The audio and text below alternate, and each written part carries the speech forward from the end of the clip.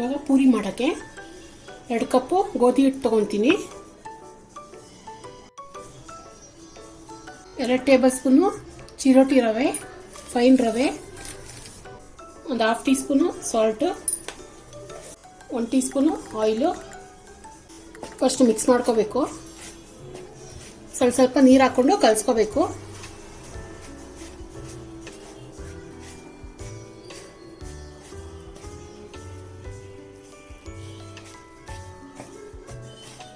ಒಟ್ಟಿಗೆ ನೀರು ಹಾಕ್ಬಾರ್ದು, ಸ್ವಲ್ಪ ಹಾಕ್ಕೊಂಡು ಕಲಿಸ್ಕೋಬೇಕು, ಇಲ್ಲಾಂದರೆ ತೆಳ್ಳಗಾಗ್ಬಿಡುತ್ತೆ.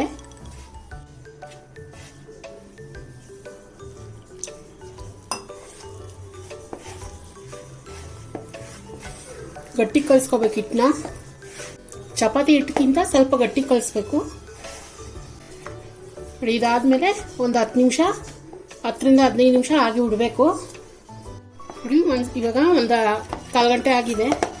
ಇವಾಗ ಒಂದು 2 ನಿಮಿಷ ನಾದ್ಕೋಬೇಕು ಸಾಕು. ಗಟ್ಟಿಗಿರ್ಬೇಕು ಹಿಟ್ಟು. ನೋಡಿ ಎಷ್ಟು ಗಟ್ಟಿ ಇದೆ. ಸ್ವಲ್ಪ ಹಸಿಟ್ಟು ಹಾಕೋಬೇಕು. ಚಿಕ್ಕ ಚಿಕ್ಕ ಉಂಡೆ ತಗೊಂಡು ಲಟ್ಟಿಸ್ಕೋಬೇಕು. ನೀವು ಹಸಿಟ್ಟಿಲ್ದೇನೆ ಹಂಗೆ ಲಟ್ಟಿಸ್ಕೋಬೋದು ಎಣ್ಣೆ ಹಾಕ್ಕೊಂಡು.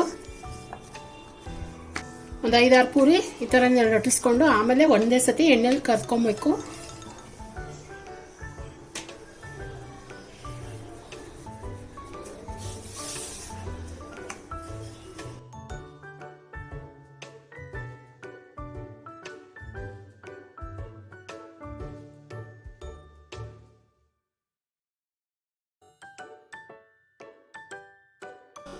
ರೌಂಡ್ ಬೇಕು ಅಂದರೆ ಯಾವ್ದಾರು ಮುಚ್ಚಳ ಇರುತ್ತಲ್ಲ ಈ ಥರ ರೌಂಡ್ ಕಟ್ ಮಾಡ್ಕೋಬೋದು.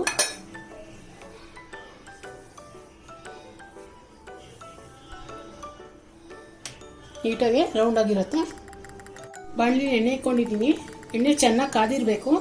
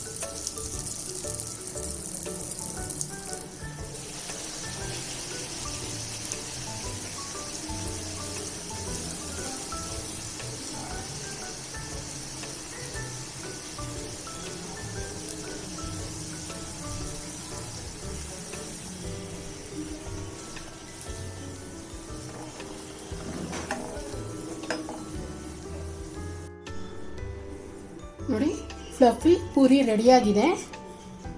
ಬೇಗನೆ ಆಗುತ್ತೆ, ತುಂಬ ಈಸಿಯಾಗಿ ಮಾಡ್ಕೋಬೋದು. ಚಿರೋಟಿ ರವೆ ಹಾಕಿರ್ತೀವಲ್ಲ ಅದಕ್ಕೆ ಇದು ಉಬ್ಬಿರುತ್ತೆ, ಇದು ಮೆತ್ತಗಾಗಲ್ಲ, ತಿನ್ನೋಕ್ಕೂ ಸಾಫ್ಟ್ ಆಗಿರುತ್ತೆ. ನೀವು ಒಂದ್ಸತಿ ಮನೇಲಿ ಟ್ರೈ ಮಾಡಿ. ರೆಸಿಪಿ ಏನಾದ್ರು ಇಷ್ಟ ಆದರೆ ಲೈಕ್ ಮಾಡಿ, ಶೇರ್ ಮಾಡಿ, ಸಬ್ಸ್ಕ್ರೈಬ್ ಮಾಡಿ.